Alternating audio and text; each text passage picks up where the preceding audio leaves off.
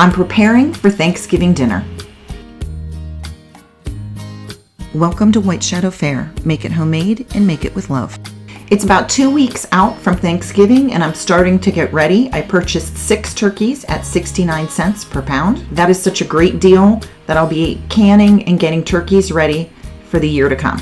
I'm going to be making my gravy today. I purchased a small turkey that was about 13 pounds. It took about 4 days for it to defrost, so keep that in mind when you are purchasing turkey. A large turkey will need almost a complete week in the refrigerator to defrost. Rinse your turkey with cool water, and you need to reach inside and remove the neck and bag of organs that are in there. Make sure that you do this. You cannot cook a turkey with that inside. Now there is this plastic piece that needs to be removed from the turkey. It holds the legs together. It's what they hung the turkey up with. And so it has these little claw things on the end. It's a little bit hard to get out, but it does need to come out because you don't want to cook a turkey with plastic.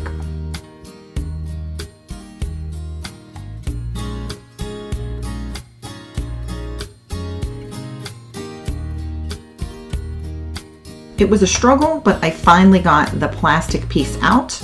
You're just going to discard that and make sure that you wash your hands with soap and water before you touch anything else. Go ahead and cut off any large pieces of skin or fat that you see before you roast your turkey.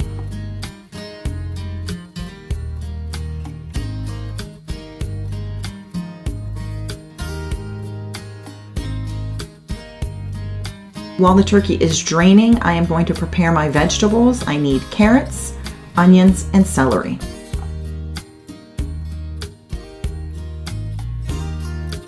The onions do not need to be finely minced or anything, large chunks, because you're just flavoring the gravy.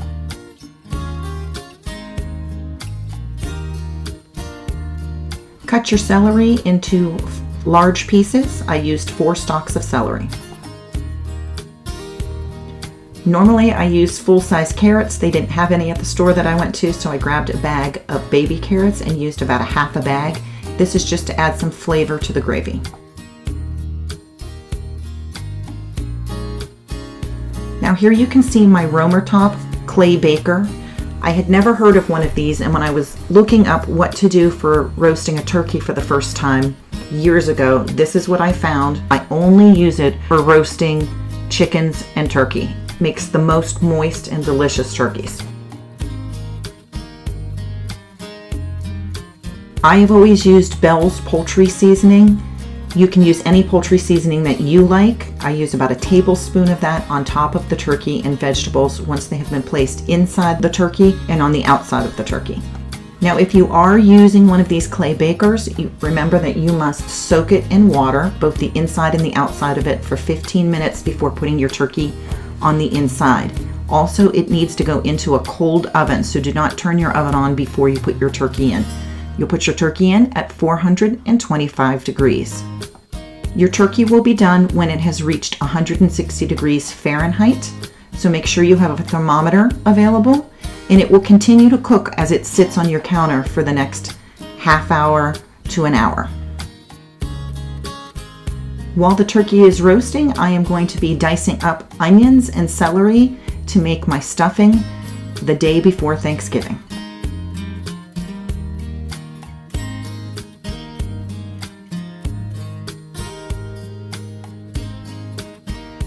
At about the 2.5 hour mark, I checked on my turkey to see how it looked. It was completely golden. I took the temperature. It was done. Fantastic. The Romertopf never lets me down, but any roaster will make a perfect turkey.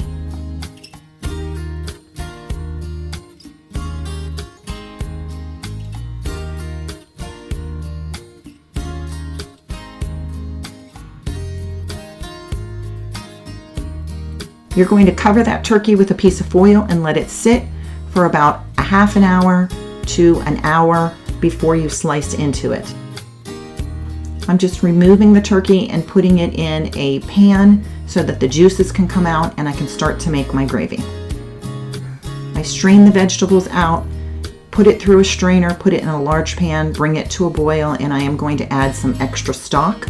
I found turkey stock at the store this year, but sometimes I just use Better Than Bouillon chicken flavor. I know they have a turkey flavored one as well. I personally use 6 cups of stock, we like a lot of gravy, so I added that to all of my drippings and vegetable flavorings to make a delicious gravy.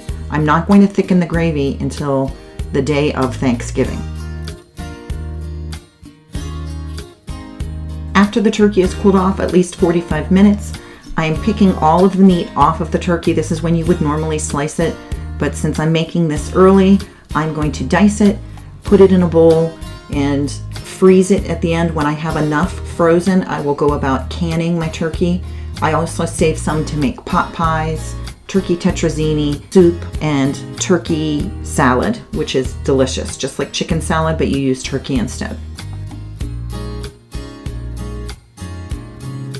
All right, at the beginning of the month, I made a list of all of the foods that needed to be purchased. I went through every recipe. I buy everything at least 1 week in advance so nothing gets sold out. I make all of my casseroles the day before, and I make my stuffing, or dressing, as you might call it, the day before as well.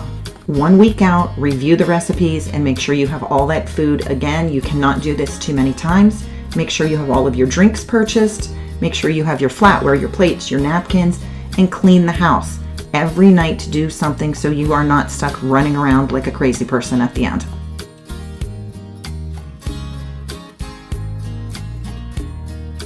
The day of Thanksgiving or your holiday dinner, place your turkey in the oven about 5 hours before the meal, and take your casseroles out of the refrigerator 45 minutes to an hour ahead of time so they get to room temperature.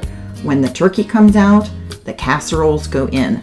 Remember, hosting a meal should be fun. So plan ahead, plan ahead, plan ahead, and don't sweat the small stuff. Things are going to go wrong. That's just the way that it goes.